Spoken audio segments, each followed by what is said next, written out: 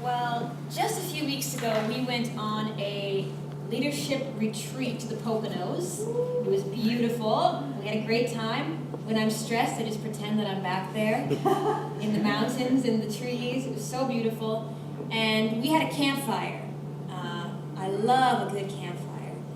And so as you can imagine, we're a bunch of city people. We had a little bit of a hard time making the fire. But we started gathering supplies, going out, finding firewood, getting kindling, paper. We were looking for leaves. We didn't have newspaper, so we were using Chris's notebook. There was a fire pit there with like a lid on top. We had sticks, graham crackers, marshmallows, Hershey's chocolate, Reese's peanut butter cups go really well on a s'mores as well. We were gathering all the supplies. Finding our way around the campfire, getting our blankets and our sweatpants on. And then we realized we did not have a match. So we had everything we needed, except for the one thing that we actually needed. If you sit around a cold fire pit full of wood, eating cold marshmallows, it's just not the same. I love marshmallows and chocolate in almost any context, but without fire, it wasn't quite the same. We found it eventually, thank the Lord, but there's a few moments of, well, this whole thing might just fall apart because we're missing the one thing that we really needed. It's kind of the most important element was the matches. And today in our scripture, we're going to talk first about all these blessings, sort of our equivalent of graham crackers and Hershey chocolate and kindling. And then we're going to end talking about the one thing that you really need to tie it all together. So as we're gathering our possessions, gathering all of our blessings, this first one we see in this beautiful passage, you can keep it open, is right in the beginning. In verse 1, it says, "Everyone who loves the Father loves the child as well." This first blessing that we have, that we get to collect in our pile here, is the new family of God. Actually, could you repeat after me? The new family of God. The new family of God. What a blessing it is to be a part of a family. To be a part of the family of God. That we say, God is our Father, and now I also have a whole bunch of brothers and sisters. John teaches all throughout this book, we've heard it for the last couple of months, that love for God and love for people are inseparable. You can't love God and hate your neighbor, it says. If you say you love God, you will also love people. These two go hand in hand. It's like a family package deal. If you love the Father, you also love the children. If you love Danny Pilpe, you will also love Petra Pilpe as his child. They go together. They're a package deal. Jesus even says it when they ask him what's the greatest commandment. He says, love God and love your neighbor.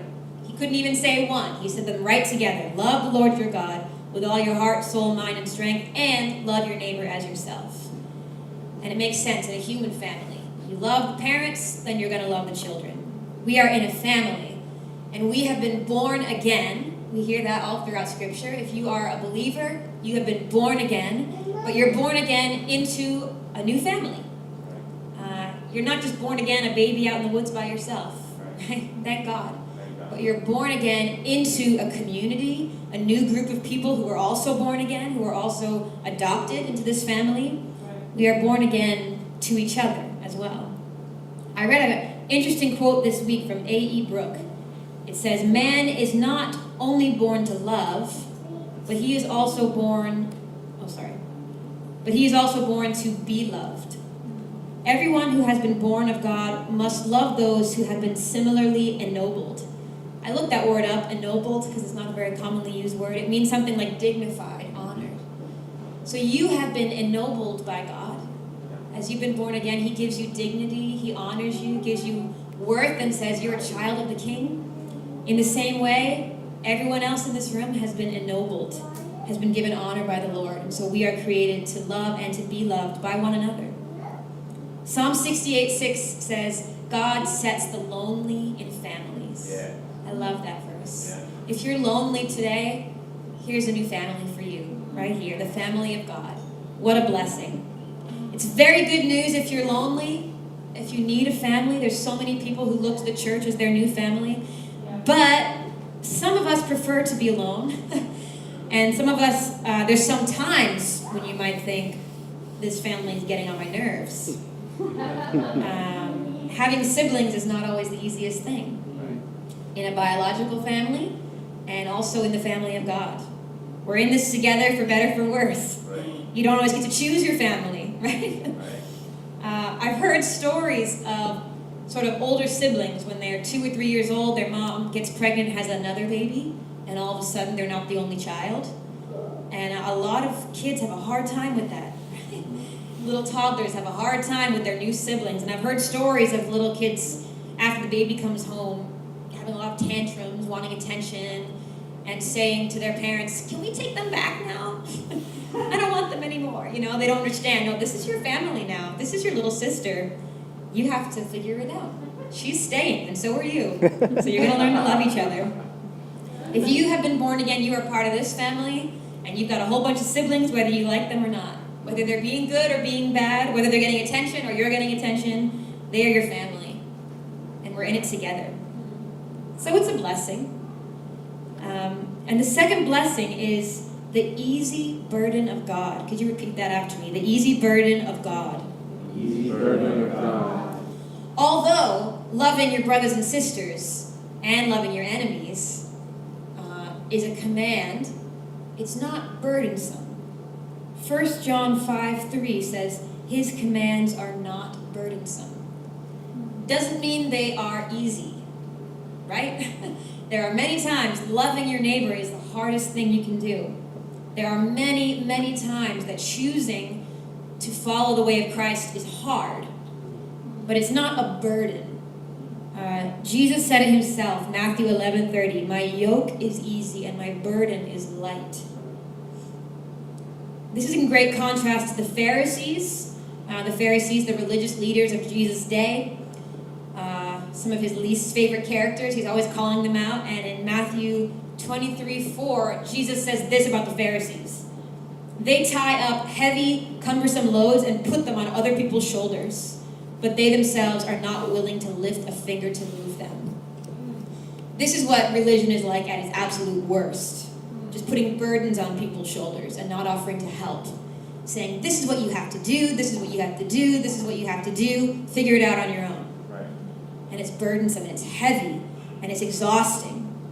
But with Jesus, he helps, and also the burden itself is actually a joy to carry. And this might sound contradictory that I'm saying it's hard, but it's not heavy. But here's why it's not heavy.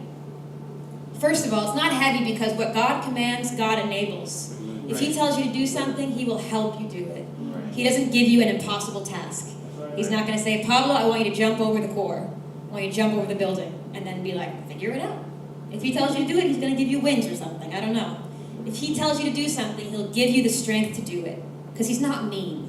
You know, he's not going to ask you to do the impossible without giving you the ability to do it as well. And secondly, in this passage, it actually says, who is it that overcomes the world? Only the one who believes that Jesus is the Son of God. And the verse before that talks about the victory that has overcome the world, even our faith. So through faith in Jesus, we are also overcomers. There's a great level to which, with our faith in Jesus Christ, we have victory and we can conquer the temptations of this world. So it's not too heavy because we have this victory, this overcoming strength against temptation, against attack through Jesus Christ. And the last reason why it's not too heavy, these commands, is because a love sacrifice is a joy. When you're doing something out of love, it's not a burden. I think one of the best examples and most romantic examples of this is in the book of Genesis 29. Jacob wants to marry Rachel. He sees her and he loves her at first sight. He's smitten and he wants to marry her. And Rachel's father says, you must serve me for 7 years before you can marry her. So Jacob, it says in verse 19, Genesis 29:19. So Jacob served 7 years to get Rachel, but they seemed only like a few days to him because of his love for her. 7 years seemed like a few days, just because he loved her that much. Sure, I'll work 7 years, no problem. Easy. Anything for her. Of course, he ended up working 14 years for her. It just seemed like a few days because of his love. And I read a story this week about a couple of young boys who were walking to school. And the youngest brother was crippled. He had a lame foot. He couldn't walk. So the older brother would carry him on his back all the way to school. And a man came to him and said, "That's quite a burden you've got there, carrying that boy." And the boy said, "He's not a burden. He's my brother." When you're loving someone, it's not too heavy.